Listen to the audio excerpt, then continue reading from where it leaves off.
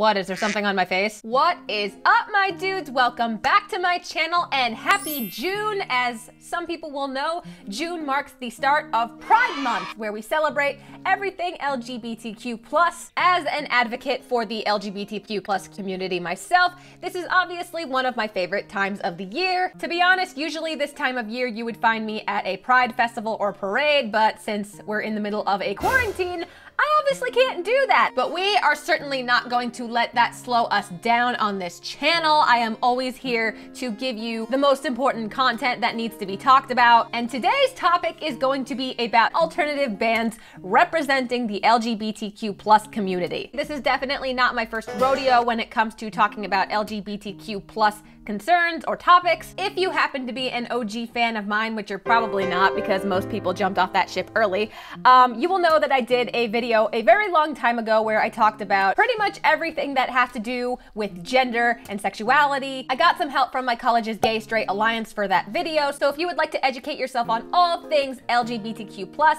make sure to go check out that video. But let's just go ahead and kick off this at-home Pride parade. So first up on this list is of course the one and only Against Me. Not only are they a huge name in the punk scene, but they are definitely ones in the LGBTQ+ one as well. Lead singer Laura Jane Grace is notable for being one of the first highly visible punk rock musicians to come out as transgender. After she publicly came out in May of 2012, she also participated in a 10-part documentary titled True Trans, where she interviewed gender variant people from all walks of life to allow them to tell their stories, in addition to telling her own. Later on in 2015, she worked with Joan Jett and Miley Cyrus to make videos for the Happy Hippie Foundation to raise money for homeless LGBT youth. I mean, they have done just so many things for the transgender community through their charity work, through their music. They really are out here just trying to do the greater good for the transgender community. And given the fact that there aren't many big name transgender musicians in general, I think their message is super, super important. Music, especially alternative music, is for everybody, no matter what gender you identify as. And aside from that, they've always just been a very solid band. So I am not against anything they are saying. I am just against me. Next up on this list, we have the band Issues. Lead singer Tyler Carter is openly bisexual since 2015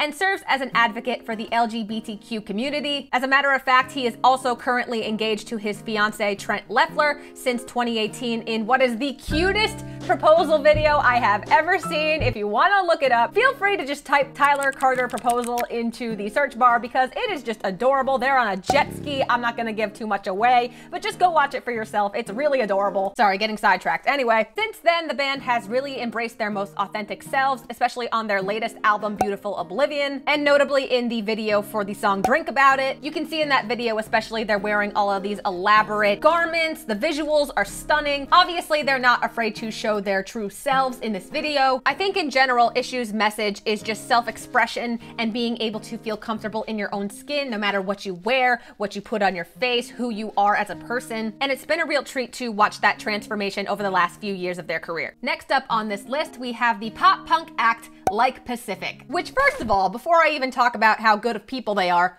they're just underrated. Can we just get a round of applause for Like Pacific's music just in general? Lead singer Jordan Black identifies as gay and is an advocate for LGBTQ+ rights within the punk scene. A good part of Distant Like You Asked is actually about an ex-boyfriend of Jordan's, with songs discussing their relationship and breakup. Black is quoted with saying, "In a very straight-dominated scene, it's unbelievably cool to have a voice and be able to put my thoughts out there in the world.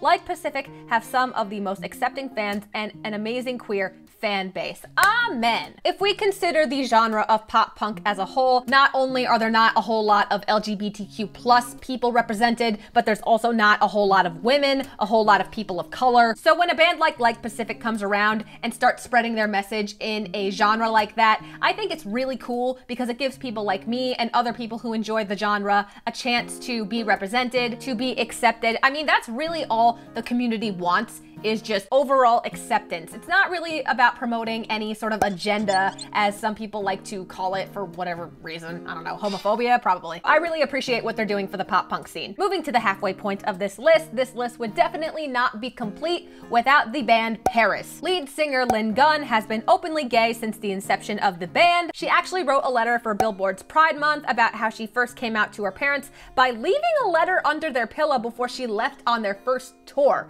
What a statement. I mean, sometimes if you're really afraid of what your family is gonna say, that's just how you have to do it. Some people don't even get to that point and they just hide that part of them forever from their family. So the fact that she has the courage to admit that in a widespread publication is really amazing. In 2018, she did an interview with Playboy, opening up about her sexuality and gender identity. So again, just finding multiple outlets to talk about your story, especially one like Playboy, which pretty much generally represents the adult film industry, where unfortunately many members of the LGBTQ+ community are sort of fetishized and are pretty much displayed as nothing more than a kink, which is pretty gross. I mean, it's definitely gotten better, but obviously we still have a long way to go. So it's really cool that they had her in this issue to talk about her story, because that really is just going to educate more people. Kicking off the second half of this list is the band Senses Fail. Lead singer Buddy Nielsen publicly came out as queer in 2015. He told the Georgia Voice, "I spent a long time dealing with a lot of mental anguish over something that now, having come out,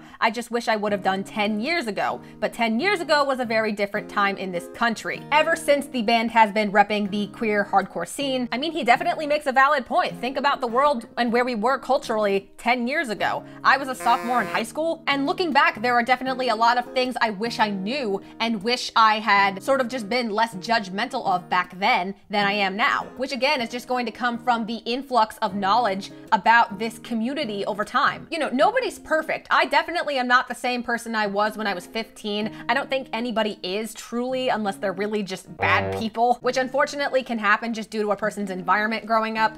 But I don't think anyone is truly born bad. And I think because of that stigma, it holds a lot of people back from coming out sooner than they would like to. There are some people out there who don't even end up coming out until they're elderly. You know, you shouldn't feel any pressure to come out until you're truly ready or want to. It's good that there is now a discussion about that. Next up on this list should serve as no surprise, we have the duo Tegan and Sara. Both identical twins are openly gay. They were awarded Outstanding Music Artist at the GLAAD Media Awards, beating out high-profile musicians including Lady Gaga and Elton John. They're also a part of many, many charitable acts for the LGBTQ+ community. The duo partnered with Revel and Riot to create a t-shirt that would fund their mission for LGBTQ rights. And they also founded the Tegan and Sara Foundation in December of 2016 to stand up for LGBT women's justice. And they've been around for a decent amount of time. Again, I started listening to them in high school. I really appreciate the fact that they are still advocating for young women's rights. They're really just superheroes.